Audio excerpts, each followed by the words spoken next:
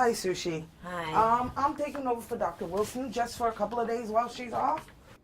A couple of years ago, I had an operation on my leg, and it's really sore. And so, the truth is, Doc, what I've been doing is I've been working the street, and I've been trying to buy my oxys for my leg. Like the pain's going to my leg, but at least I can walk, right? So the reason why I'm here is that. Did you say you work the streets? Yeah. I find a lot of times you're ashamed and you really don't want to open up to the doctor. You're afraid. You don't know where to go, who to speak to. Other doctors gave me Tylenol, and it doesn't seem to do anything. And off the street, I bought in like Dilatids, and they weren't working. So Off the street? right away, they just, no, sorry, not taking new patients. Like, what would you recommend we do? Have you tried quitting?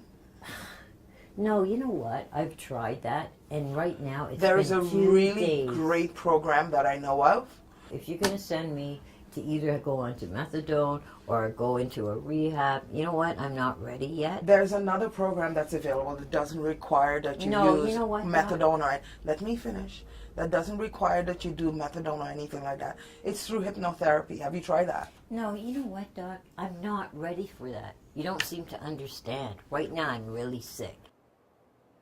I walked into a physician's office one day and I was telling him about what's wrong with me, told him about my life, that I came from the street and I was just getting my life back in order and that I'm still using and I'm having a hard time, controlling my addiction. And all of a sudden that wall just went boom. Here's a prescription for this, here's a prescription for that, here's a prescription for that. Goodbye.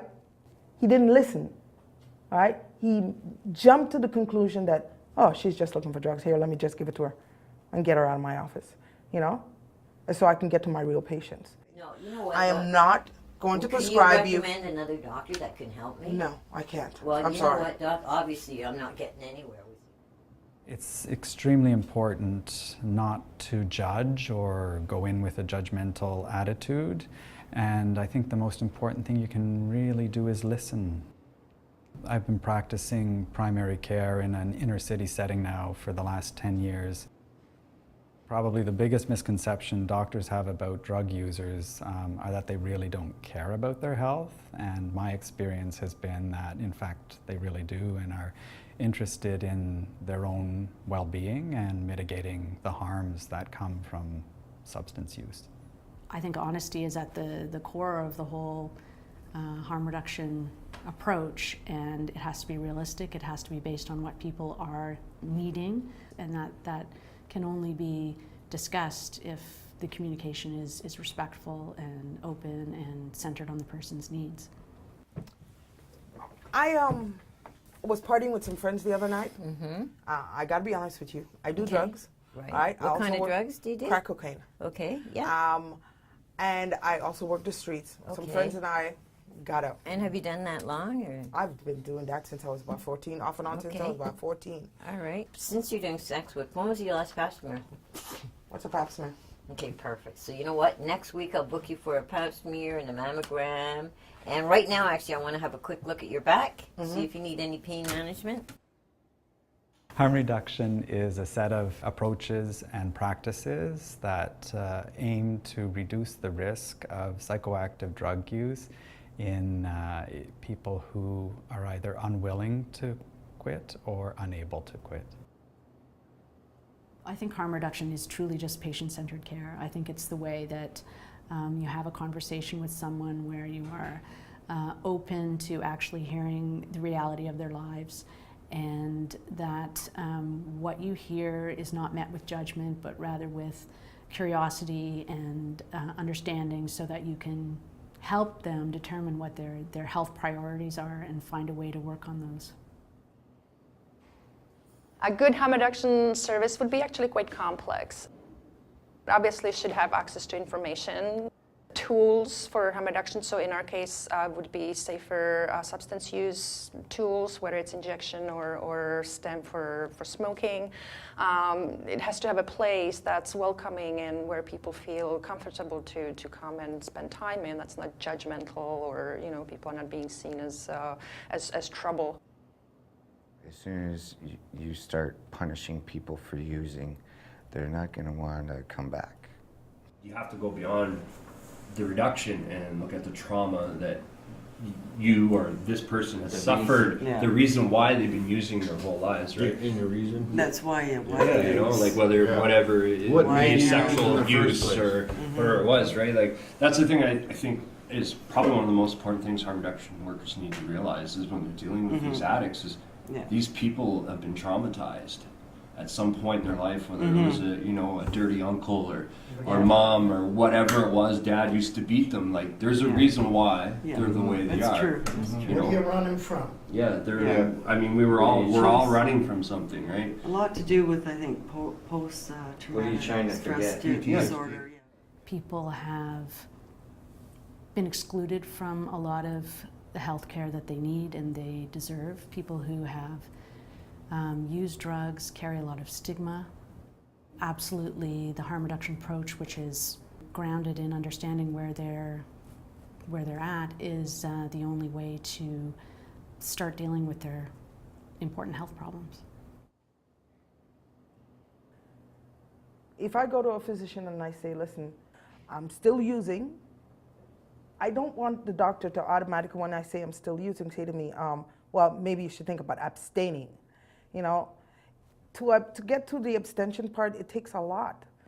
Drugs has been in my life since I was 14 years old, and it's not going to come out of my life overnight, right? And they have to understand that that's going to be the key most of all with their clients. It may take a while to get them off the drugs, and they have to be empathetic about that, and work with their client within that framework of their life.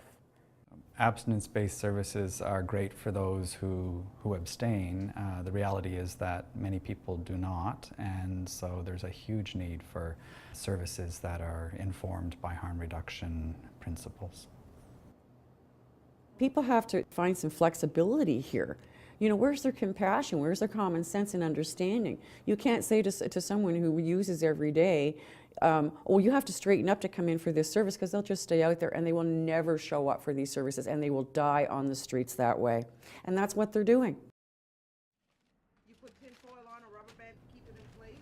So comprehensive harm reduction services should include multitude of approaches and aspects. Having access to safer harm reduction tools, information and education. Having a drop-in space where people can come anytime would be helpful.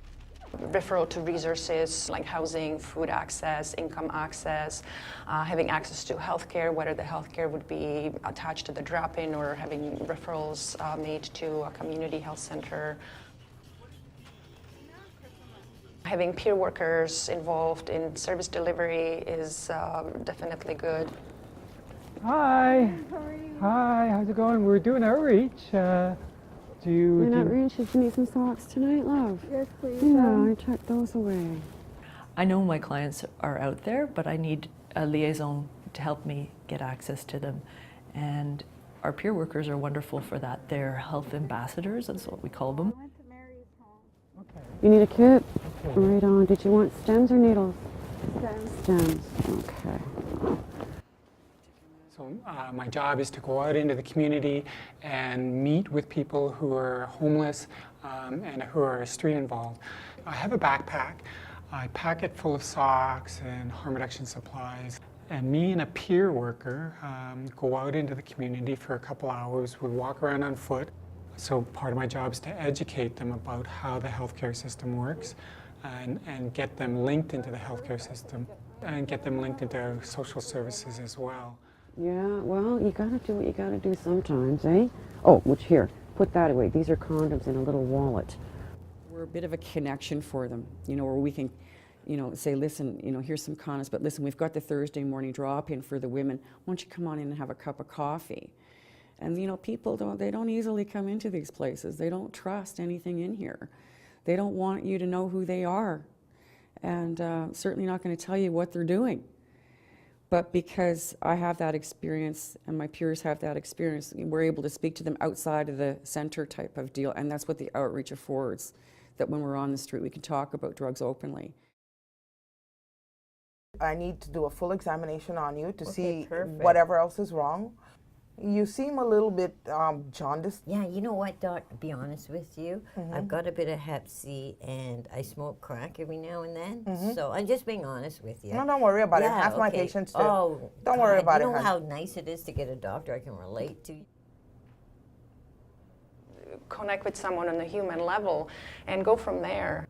In my experience, when we are able to identify what people's strengths are, the trust gets built much better. People become more open to tell you stuff that you really need to know, and the stuff that they really want to tell you without having to be afraid that they're going to get punished for it, or somehow their resources get diminished because of their disclosure.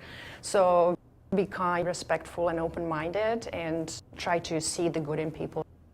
Okay then. Great. Bye-bye. Thanks, Doc. See ya. See ya, hon. Bye.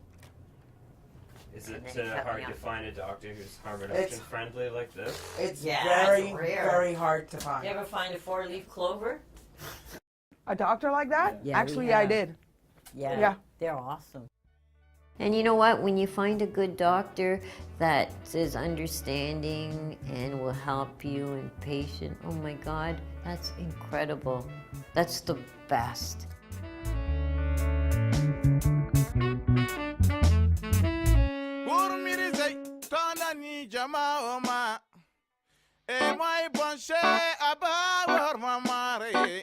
Malaikatu kabuloko balakacha.